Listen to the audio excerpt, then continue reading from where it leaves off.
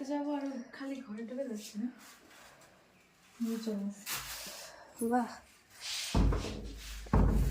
আমি গুছিয়ে নিয়েছি। হিমিরা যাবে, কিন্তু হিমিরার কোনো ঠিক নেই কখন যাবে।